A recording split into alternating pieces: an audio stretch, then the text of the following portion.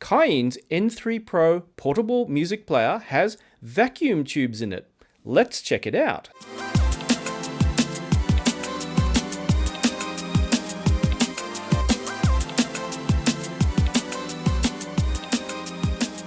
Let's start as usual by taking a close-up look. Actually, someone mentioned, how big are my hands? My hands are very average sized. I'm a very average person. But anyway, if you want to get an idea, actually probably a more sensible thing is to compare it to some other players in terms of size. We have FiiO's M11 Pro here, and we have an Hibi R6, which is about the same size as well. Maybe more relevant, if I switch them around, we have Cayin's N6 Mark II, which is kind of maybe shorter, but a bit chunkier. So I mean the N6 Mark II, for example, I'm trying to put it on the side, but maybe it can sit, and the N6 Mark II will not. And well, it's a fairly chunky player, like a lot of Cayin players. Well, as we saw, it has tubes inside. So two, in fact. And if I hold it up to the light and kind of move things around a bit, you'll see maybe, depending if I get the angle right, and I haven't tried this really here, there's a small square window just in the middle here, which might or might not show up in the light. I'm not sure. Maybe we'll be lucky and we can see it in some angle. Probably can see the reflection of my lights instead. But anyway, we'll see the tubes glowing a bit later. Otherwise, it's fairly conventional. It has one micro SD card slot, which can take up to a 1 terabyte card. That's all that exists at the moment. Do check out my video on the 1 terabyte Amazon card scam, which I'll pop a card in the corner, because they pretty much, you can only buy SanDisk at the moment, and I think maybe one other viable brand, but a lot of them are fakes. And you don't want to lose your stuff or spend hours, sticking stuff on a card which isn't actually recording anything. Now, it has, play and playback controls on the side and your usual volume and power switch. And I wish the N6 Mark II actually had, I wish it looked more blingy, but oh well. I like the kind of slight blinginess of it. But on the bottom, this is where things, well, as usual, get a little bit interesting. You think it's conventional. It has a 4.4mm balanced socket and a 3.5mm standard socket, and will line in here, and your USB 3, which is for both bidirectional I/O. The thing is, the balanced socket cannot use the tubes. Now, there are only 2 tubes in there, and they're a single channel tube, so you need 2 of them to make stereo, and you need 4 to do balance, so you can't do balanced out of this. So this is for solid state output only. However, the headphone socket here can do tube or solid state as required. And well, I think there are some compromises on here. We have a dual 4493 AKM DACs in there. Now, a quick introduction to DAC chips. Basically, in the AKM series, anything with a number in the lower 90s, like 4490 and 4493, are the kind of low-end, inexpensive ones, low power, and maybe a little bit kind of a touch harsh and edgy sounding because they're not the most refined. The higher 90s, 4497, 4499, are the smooth sounding, I call them glass-like in the way they sound. So this has got a pair of 4493, so they're a lower-end DAC. But I think because tubes use a lot of power, a lot more than solid-state circuits do, obviously they need a lot of space for batteries and the tubes in there, and they're encased in a vibration-reducing kind of rubber, heat-tolerant rubber case of some kind, I believe, from the pictures on the web. And obviously they need a chunky battery to supply all that, but also things like high-end DAC chips do use a lot of power. So I mean, for example, the N6 Mark II, it gets quite warm when you're using it, because these amp modules do have high-end chips in there, and they do use a lot of power. So if you had a high-end chip in here, and then you had a balanced quad of tubes and everything in here, either the DAC itself would be gigantic, or you'd have like an hour of battery life at the most, and that'd be it. So they've had to use lower-end DAC chips, but paired them up for hopefully better results. And the other thing that's lacking is the OS is the basic Hibi OS. So instead of, like your usual DAP, like it's the M11 Pro or whatever, or the N6 Mark II, instead of having Android on there, like the full Android that you get with these, you only have the kind of basic Hibi player on there. So no streaming services. If you want to stream stuff to it from Tidal, Cobars, or whatever, you have to connect something like a smartphone and either stream via Bluetooth or stream via USB into and use this as a DAC.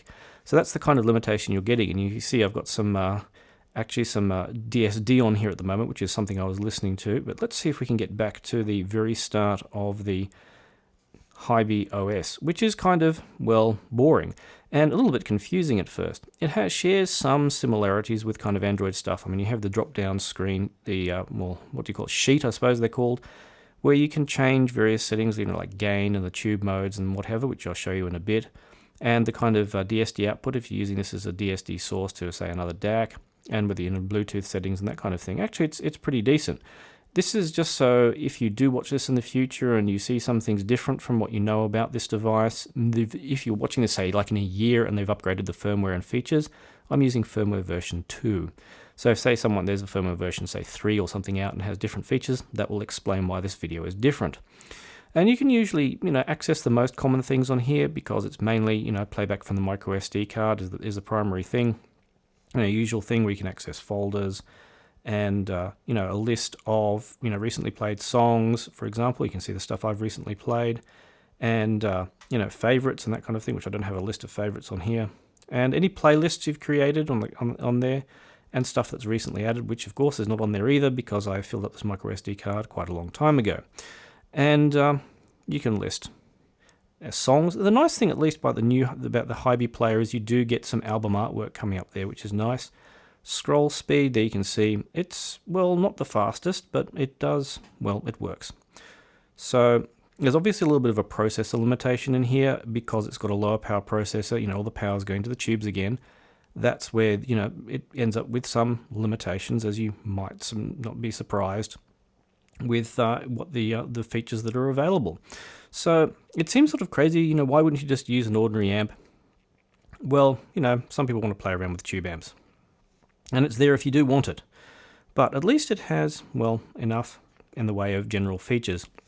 A funny cool thing is, of course, you tap on this thing down the bottom, this round thing, which indicates actually the depending on color, indicates some degree of, whether you're listening to high res or not. It jumps to the now playing screen, which is good because that's where often you usually want to jump. And the back button goes to back where you were before. Now, one thing that bugged the crap out of me, and I forgot about this since I used Cayin's N8, which is where are the settings? Well, if you swipe up, and from the bottom you have your music settings and your system settings, and so you have your usual kind of stuff if you've seen before, with the play mode, whether you want to shuffle or not, and it pops up a thing down the bottom, play all, the usual things, whether it repeats or not. The DSD output, and it's kind of odd having the settings pop up here, not swipe to a new screen. If you don't know about DSD output, don't worry about that now. It's not people who know, and people who don't, and DSD compensation, the usual kinds of settings. Breakpoint resume, very good if you're using, if you're listening to podcasts. It's very irritating to have to start again and find where you were. Gapless, which a lot of people like. Max volume, so you can limit the volume so you don't blow your ears out if necessary. And the startup volume, whether it remembers it or not, or you particularly set a startup volume. And whether you fade in and out from songs, some people like that, some people don't. I don't. Replay gain, if you want that, you can be per album or track as usual. Whether your line out has low, mid, or high, and also the headphone outputs, can be the gain setting low, medium, or high. The PCM digital filter, some people like to play around with this and see what effect it has. And on the lower end AKM DACs, it might hear a slight difference. Technically best is usually something like sharp. And as you go down here, the filters slow down and usually towards something that's technically less accurate but might be a bit smoother sounding on the lower end DACs. And the DSD digital filter, you probably want narrow bandwidth, you don't want high res noise. You're not listening to having that pass through your earphones even if you can't hear it. And it does have a basic EQ, which if you turn it on, you can just move stuff around. I can't remember, you can't draw across it. You can move stuff up and down as necessary. I better turn that off because otherwise I'll forget and wonder why everything sounds odd. And the usual things, whether you're play through folders, play through albums, whether it shows album art, that kind of thing. Displaying album art will probably slow things down a little bit, whereas if you don't display it, they'll probably be a little bit faster. So in terms of what you're seeing the system settings, it gives you another idea of the terms of what this can do. It has Wi-Fi, of course, to update on whether you want to be able to update it online and that kind of thing. Bluetooth is on, and the Bluetooth can be receiving or sending usually. And whether Hybe link is enabled if you want to remote control it from another device. So for example, if I want to stick this in my pocket and control this from my iPhone, I can do that. And quality for Bluetooth, they have the various options available. You can see those if they're relevant. I've never used UAT or tried it. And, if there's LDAC in there. And it will scan Bluetooth devices. And why is there an Astrotech S80 here? That's bizarre. I don't have any Astrotech gear here. Well, truth is stranger than fiction. So, whether you can lock the screen, you have a key lock. Why would you want that on something like this? I don't know. But anyway, whether the LED shows or not, the idle shutdown time, which I've set at 2 hours in case I forget to turn it off, because there's nothing more irritating than going to make a video or listen to music and find that you've got no power. And the usual kind of scheduled sleep shutdown time as well. So we can change that to a couple of hours as well if you want to use that. So after 2 hours of listening, and whether it'll upgrade over the air, which you can just tap, you can hit agree, you can upgrade it as necessary. I'm not going to do that right now. And that's kind of basically it. It's a very straightforward system. And of course you've got your volume control, which you can control once it's enabled from either swiping on the screen or the control on the outside. Now, one of the things you probably want to do is the playback screen. Well, the playback screen has a couple of options. You can swipe left or right for file information and lyrics if there are any available. And if you set them up, I believe you have to set them up specifically inside the file for that to read. You also have the option to change the different playback modes while you're in the screen as well. And see the playlist of music. Make it a favorite or not. That actually is one of probably if I stick it in my favorites. And I can add it to a playlist if I want to create a new playlist. And also we can delete it if we want from the micro SD card if we find it troublesome. One of the other cool things you can actually do is connect something via USB OTG, so a storage device, and actually read music off it. But scanning is done through actually the settings, so you kind of have to manually update it to do that itself. So other than that, well, that's kind of the overview of how this is set up.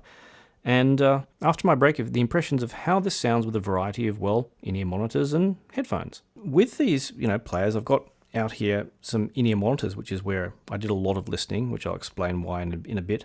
We've got the good old Solaris, and I've got some actually final A4000s here and A3000s as well, which are less than a tenth the price of the A8000s and almost as good, which is, you'll hear about those in their own review. And I've got some Campfire Aras with some committing manufacturer infidelity, actually with JVC spiral dot tips, the new version 11, and a pair of final A8000 cables on them, which are for a bit of a long story there, but anyway. And I've got these actually Audio-Technica ESW9 Limited headphones, which I really like. Now I bought these actually to keep in excellent condition and then sell at a profit because they're limited edition, but I really liked them in the end and didn't want to sell them. So one of those things, as you do.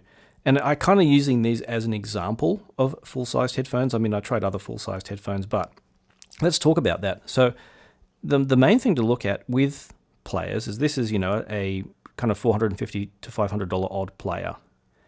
And in price brackets, everything seems to fall into price brackets with players and abilities. So you also have things, I'll just give an example, the Hyben UR6.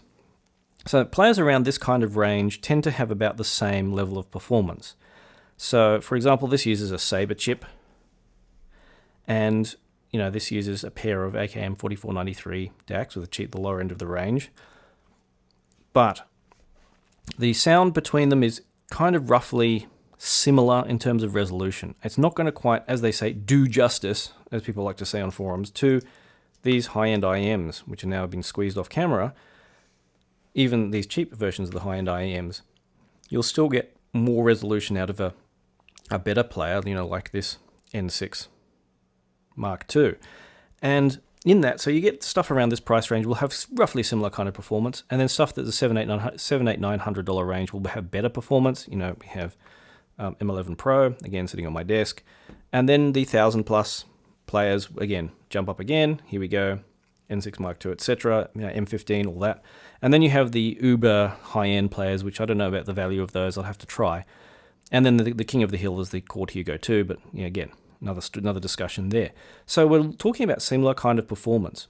And if you want to go into the nitpicky, the DAC in this Sabre DAC maybe has a slight kind of, they call it the etch around the mid-range. I don't know how much has been reduced in the R6, new R6. I haven't measured this because I can't measure stuff.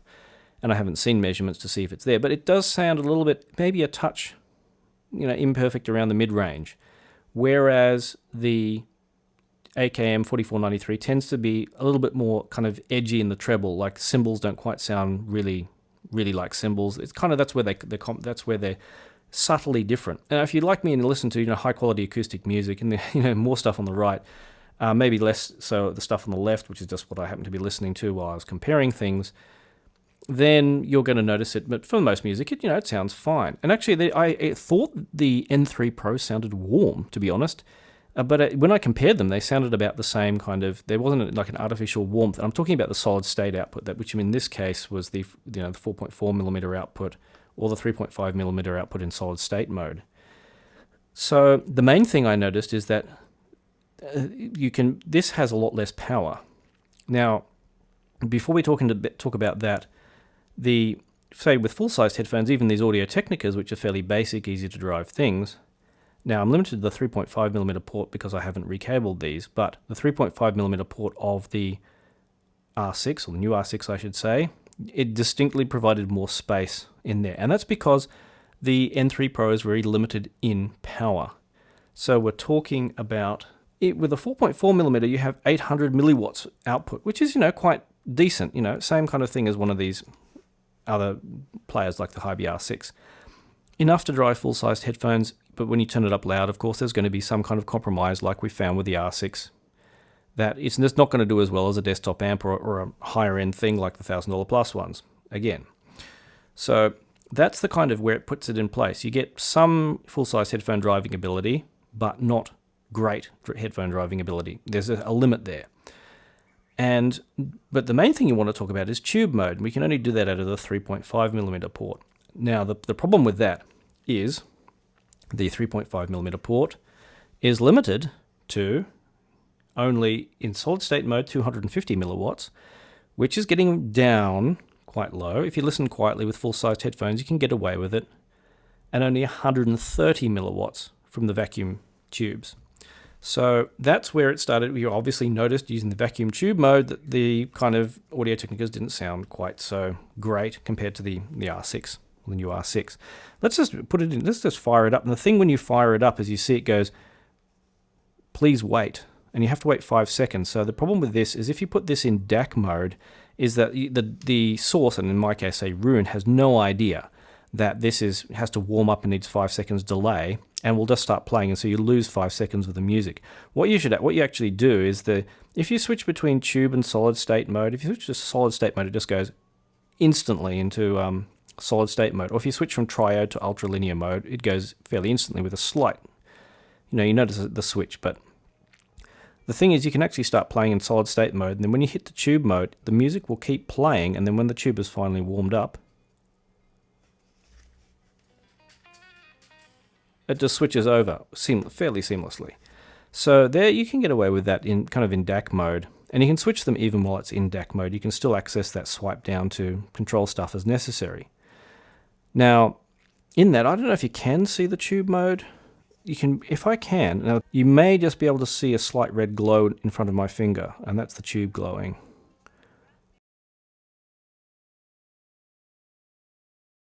In that mode, you get, depending whether you're in triode mode or ultralinear mode, you get a little bit of, warmth, I suppose. And I suppose instead of going from that kind of flat and even solid state mode, you get it seems to bloom out into a bit of space. So you get more of a sense of space with that. Now, between the two modes, going from, say, triode to ultralinear, sounds a little bit tighter to me. It sounds a little bit maybe more dynamic, I suppose. And triode mode seemed a little bit more kind of relaxed and loose and kind of easy flowing. It was lovely with jazz. And while it wasn't, great with headphones, so we can get these out of the way, it was really pleasant to listen with in-ear monitors. And just, I'm not going to pick a particular pair of in-ear monitors for this. And like they say on forums, it's not going to, and I use that term, do justice to the resolution of high-end in-ear monitors like these.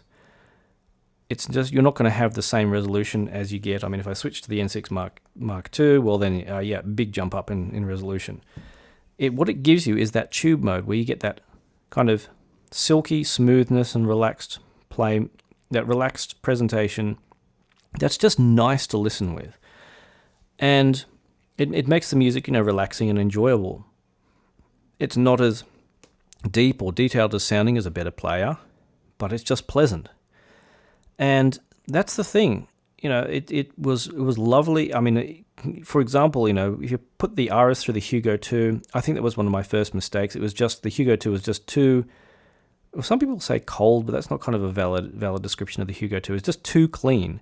Kind of the slightly bloomy, the slightly tubey sound from. What I would like for the RS is this, but in the tube mode, but as resolving as, say, the N6 Mark II. And so, in other words, I want an N8 for these. And funnily enough, Ken Ball has an N8 and really likes it. Surprise, surprise. It probably is a really nice pairing. So consider this like a mini N8, but just, not as resolving. And that's the funny thing about it, is that compared to the R6, new R6, for example, the problem with this is that for the same amount of the compromises you get to have tubes in here, you have to, first of all, you can't have a full operating system in there. It just uses too much power because tubes use a lot of power for the heater. You can't have the full operating system. You can't have, well, the battery life is still pretty good. I mean, it's still 9 to 11 hours. You can't have the power output though. So this has much better power output through the headphones. You can't have the higher end DAC. This is lower end DACs versus something like maybe, well, I suppose it's more expensive, so this is not really a fair comparison. The M11 Pro. It's compromised quite a bit just to have the tubes in there. So no streaming services, no high power output, unless you just bypass the tubes. So there's so many compromises to have the tubes in there and just have that tube sound. And if you think about it from a manufacturer that said to me when I asked them why they didn't make tube amps, they said, well, if you want an amp that sounds like a tube, I can make that. They just, add some even order harmonic distortion and probably a bit of V-shaped crosstalk, and they can do that and it will sound like a tube amp. And that's the kind of, it's cool that they made this with tubes in it. It's pretty cool. I mean, if you like easygoing, relaxing sound and you don't want to, hear the singer's, the detail of the singer's lips parting in front of the microphone and that kind of thing, and, all that kind of stuff. And if you're listening to me in high-end headphones, you'll notice that I'm using a high-grade mic, so you can hear all that stuff with me too, because there's zero processing on the output of this and before it goes to YouTube. But if you don't want all that kind of stuff, you don't care about streaming services and have everything on FLAC, and you just want that relaxing sound, and you don't care about resolution, all that stuff, then it's actually really nice to listen to. But if you don't mind the compromises and you don't need all this stuff, and you don't want powerful sized headphones on a regular basis but still use the tube mode, as an IEM amp, it's just nice to listen with. It's just fun and pleasant. So it's kind of cool but compromised, if that makes any sense. So, if the streaming services, I'd have to use both of these hooked up with an OTG cable. So, yeah, I mean, it is what it is. I mean, it was nice to listen with, just not very resolving, and kind of, well, there's not much I could do with it compared to something like this new R6. And that was pretty much how the N3 Pro came out. Lastly, my patrons have already, actually some time ago, seen my impressions of this and my unboxing, actually, of these in-ear monitors. And they get that exclusively. If you'd like to get that kind of stuff exclusively and actually get help buying stuff and get advice, consider supporting me. I'm not asking much. Just, it's like I've always said, like buying me a coffee once in a while. Would you buy me a coffee in exchange for getting some, a month worth of advice? If the answer is yes, consider doing that. And, I'd love to have you in the community and chat and enjoy and have fun. Also, if you buy through the links in the descriptions in my videos, that will help me out as well. So if you'd like to buy like an N3 Pro, check out if I've got a link down there, and that'll also help me out a little bit as a kind of thank you for me making this video. That'd be really cool. So, thanks again, and I'll see you online.